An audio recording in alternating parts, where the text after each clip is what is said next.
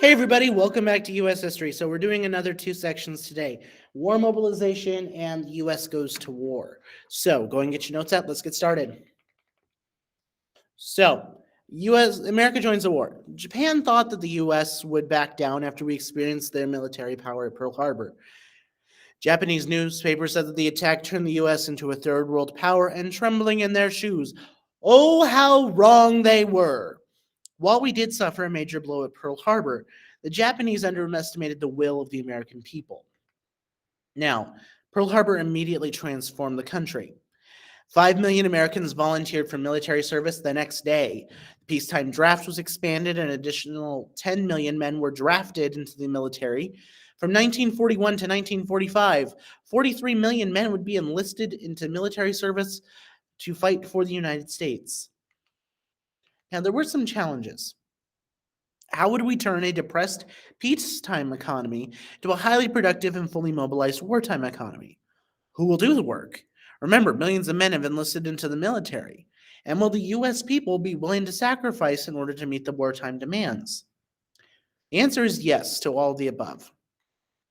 Now, the U.S. economy was transformed by the government into wartime industries. Food, textile, and automobile industries turned into war industries. By 1942, it was the end of automobile production for private use. Automobile factories now produce tanks, planes, and boats. Mechanical pencil makers now made bomb parts, and soft drink companies filled shells with explosives instead.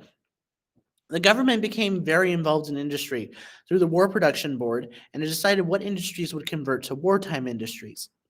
And people moved all over the country to find work in the factories. Primarily, again, it was women going to work, just like during World War I. The results: a highly productive, very efficient, and fully mobilized wartime economy. This is what ended the Great Depression and put America back to work. We've never seen anything like it before or since. Out of all the other major world powers fighting in this, so France, Britain, Germany, the Soviet Union, and Japan, no one was able to match U.S. production, especially through the idea of mass production.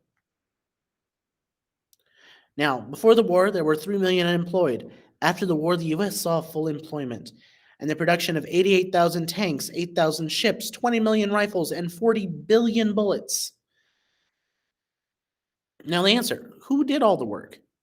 43 million men had enlisted, and women filled the void. Well, there's the bell. Um, 6 million women went to work. They transformed from traditional housewives to factory workers. They performed jobs that only men had traditionally held, typically your hard labor, skilled labor, and dangerous labor jobs. We have famous people such as Rosie the Riveter right here.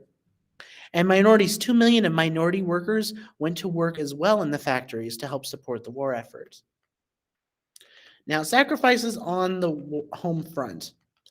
Now, the civilian population was highly invested in the war effort, and normal consumer goods were not readily available because of massive war production. People had to go without certain items. U.S. citizens had to ration those materials that were essentials of the war effort, things like gasoline, metals, rubber, plastics. And the willingness of the U.S. people for absolute and permanent war gave the U.S. a huge advantage.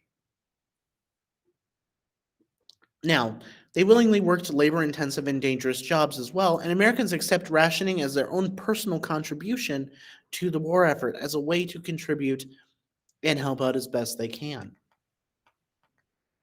It's why we refer to it as the Great Generation. The country was unified in the task, and the American people pulled together and united. The civilian population hasn't been this involved or committed to a war effort before or since World War II. So our strategy.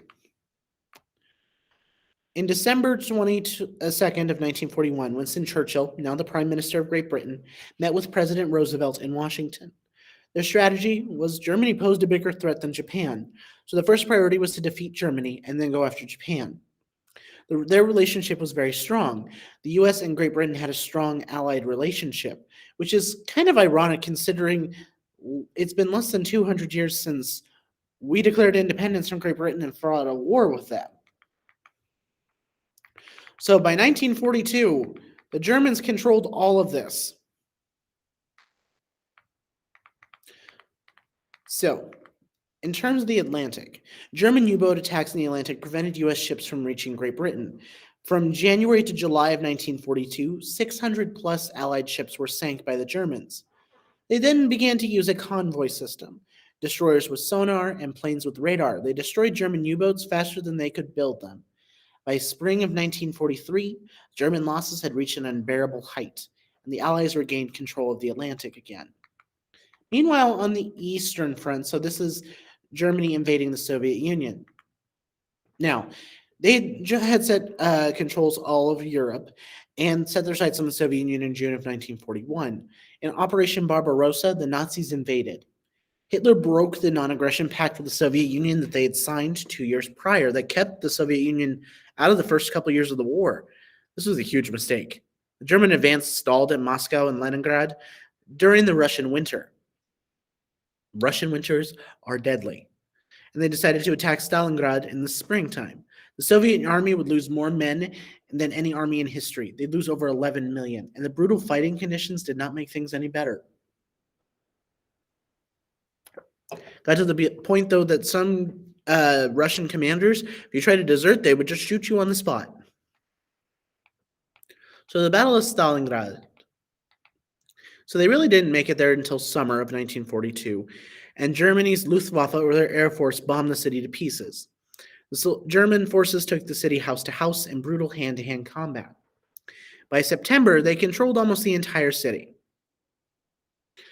Well, at least what was left of it. In winter of 1942, there was a massive Soviet counterattack. They simply surrounded the city with tanks and encircled the Germans, and those soldiers that were from the German army froze and starved with no way to escape. The Germans in Stalingrad that survived the winter surrendered in January of 1943. Some aftermath. 1.1 million Soviet soldiers were killed. This is twice as many killed in action as the U.S. suffered in the entire war. But this was a turning point in the war. The German advance was stopped, and from this point forward, the Soviets began pushing the Germans westward back out of Russia.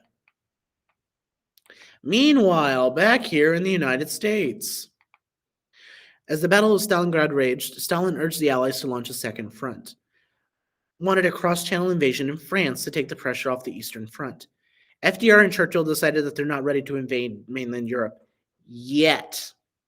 Stalin felt betrayed by his allies.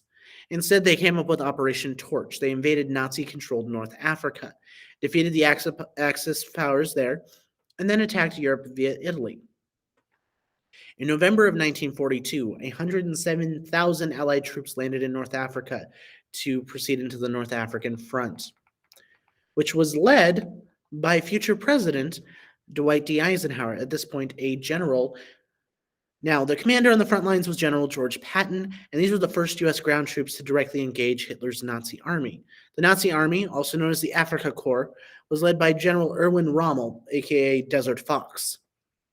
Allied invasion met Stalin's request for a second front, kind of. Diverted some pressure off the Eastern Front, and the Nazis now had to deal with the Allies in North Africa as well. Now, by May of 1943, Germany surrendered to the Allies in North Africa. So now it was possible to start pushing into mainland Europe and take that back. So, some impacts. The Germans wasted valuable resources in an indecisive theater, especially in North Africa. American military commanders and soldiers gained valuable experience in fighting the Germans, and the Allies put them in a position to invade Europe via Italy. The Nazis were starting to get pushed back, and they were starting to panic. Now, one other thing we have to talk about is the Casablanca Conference. This followed the Allied victory in North Africa. FDR, Churchill, and their military commanders met there. Roosevelt announced that peace can come to the world only by the total elimination of German and Japanese military power, which means unconditional surrender, meaning they don't get to dictate terms, they just need to surrender. So, that summer of 1943, they invaded Italy through the island of Sicily. The military victory at Sicily turned the Italian people against Mussolini. Mussolini was dethroned and then summarily executed when he tried to escape. Him and his lady friend were killed by a mob, and then their bodies were hung up from a billboard above a gas station. throughout the summer of 1943. It was an excellent training ground for Allied forces.